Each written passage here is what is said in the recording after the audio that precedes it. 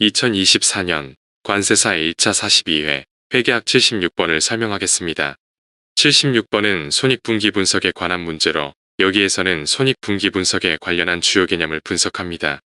회계캠프 채널에서는 공인회계사, 세무사, 감정평가사, 관세사 시험에서 출제된 원가관리회계 분야의 기출문제 풀이 과정을 영상자료를 제작하여 설명하는데, 이 영상자료는 온 에어 스튜디오의 인공지능 음성 영상 제작 프로그램과 네이버의 클로버 더빙 프로그램을 이용하여 작성하였음을 알려드립니다.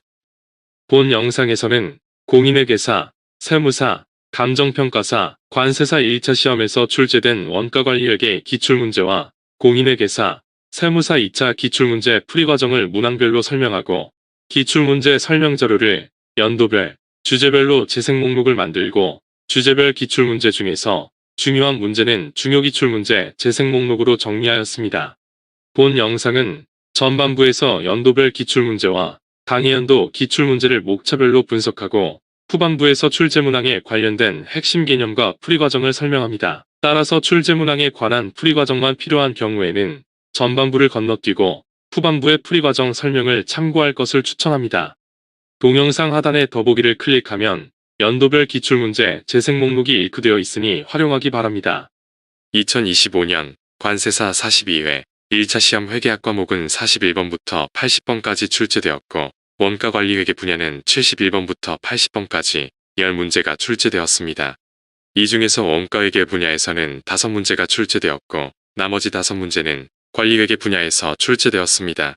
이 문제의 난이도는 출제 문제에 대한 핵심 개념을 파악했으면 풀 수 있는 기본적 수준의 문제로, 이 문제를 통하여 원가관리회계 분야에서 매년 반복적으로 출제되는 출제 분야를 파악하고 출제 문항에 대한 핵심 개념을 명확하게 정리하여 반복적으로 숙달하는 것이 중요합니다. 76번은 손익분기 분석에 관한 문제로 여기에서는 손익분기 분석에 관련한 주요 개념을 분석합니다. 손익분기 분석은 관련 원가 분석과 함께 관리회계의 중요한 주제인 의사결정에 관한 중요한 분석 도구입니다. 따라서 손익분기 분석에 관련된 개념을 명확히 이해하고 이러한 개념이 익숙해질 때까지 반복해서 숙달하는 것이 중요합니다. 다음은 관세사 시험에서 2011년부터 2025년까지 원가회계와 관리회계 분야에서 출제된 문항을 중요 목차별로 정리한 것입니다. 2025년도에는 원가회계 분야에서 5문제, 관리회계 분야에서 5문제가 출제되었는데, 올해에는 출제 문항의 난이도가 기본적 수준으로 쉽게 출제되었고, 원가관리회계 분야에서 중요한 주제인 변동원가 계산, 관련 원가 분석, 표준원가 계산 등의 문제가 출제되지 않았습니다. 76번은 손익분기 분석에 관한 문제로 여기에서는 손익분기 분석에 관련한 주요 개념을 분석합니다. 주 관세는 스마트폰을 생산 판매하고 있는데, 여기에서는 2000X1년도 생산 판매에 관한 자료를 토대로 스마트폰 생산과 판매에 관한 다양한 손익분기 개념을 분석합니다.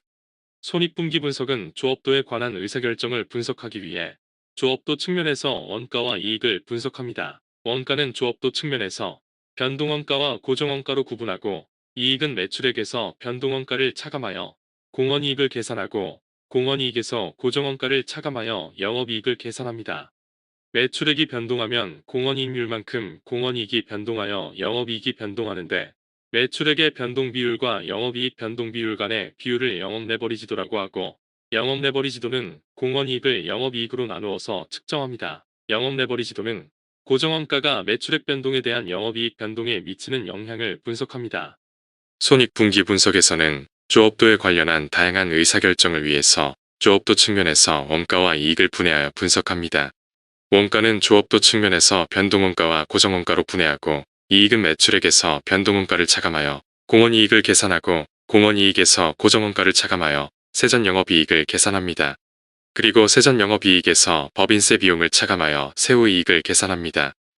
스마트폰의 단위당 직접 재료원가, 직접 노무원가, 변동제조 간접원가, 변동판매관리비를 합계한 단위당 변동원가는 1,500원이고, 단위당 판매가격 2,000원에서 단위당 변동원가를 차감한 단위당 공원이익은 500원입니다.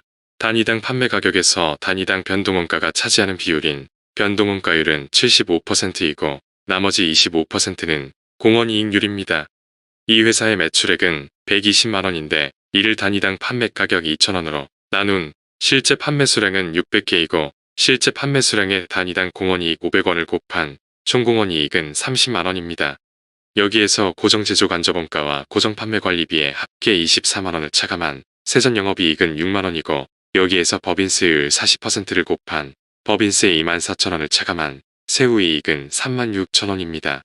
손익분기점에 도달하기 위해서는 고정원가 24만원을 공원이익으로 회수해야 하는데 매출액의 25%가 공원이익이기 때문에 손익분기 공원이익 24만원을 공원이익률 25%로 나눈 손익분기 매출액은 96만원이고 손익분기 공원이익 24만원을 단위당 공원이익 500원으로 나눈 손익분기 판매 수량은 480개입니다.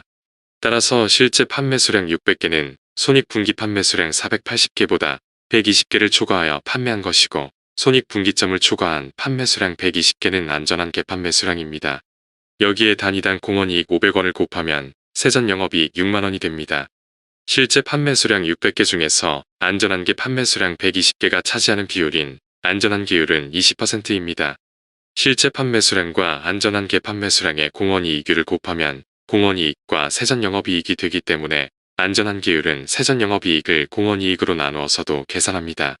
판매 수량이 10% 증가할 경우 판매 증가 수량은 60개가 되고 이로 인한 매출액과 공원이익 증가액은 단위당 판매 가격과 단위당 공원이익 500원을 곱하여 각각 12만원과 3만원입니다. 판매 수량이 증가한다고 해서 고정원가가 변동하는 것은 아니기 때문에 영업이익은 3만원이 증가합니다. 따라서 판매 수량이 10% 증가하면 매출액은 10% 증가하고 세전영업이익은 종전의 6만원에서 3만원이 증가하여 50%가 증가합니다. 매출액 증가율 10%에 비하여 영업이익률은 50%로 매출액 증가율의 5배가 증가합니다. 영업 레버리지는 매출액 증가율에 대비한 영업이익 증가율의 비율이기 때문에 영업 레버리지도는 5배입니다. 영업 레버리지도는 안전한계율 20%와 역수의 관계가 있고 공원이익 30만원을 영업이익 6만원으로 나누어서도 계산할 수 있음을 기억해야 합니다. 이 회사의 세후 목표이익이 6만원일 때 세후 목표이익을 세후이익률 60%로 나눈 세전 목표이익은 10만원이고 여기에 고정원가 24만원을 가산한 목표 공원이익은 34만원입니다. 목표 매출액의 25%가 목표 공원이익이기 때문에 목표 공원이익 34만원을 공원이익률 25%로 나눈 목표 매출액은 136만원입니다. 지문 1번에서 안전한 기율은 25%가 아닌 20%이고 손익분기 판매 수량은 480개, 세전 영업이익은 6만원, 영업 레버리지는 5배, 목표 매출액은 136만원입니다. 이 문제의 정답은 1번, 20%입니다. 동영상 하단의 더보기를 클릭하면 손익분기 분석에 관한 기출문제가 정리되어 있습니다. 다양한 유형의 기출문제를 풀어보기 바랍니다.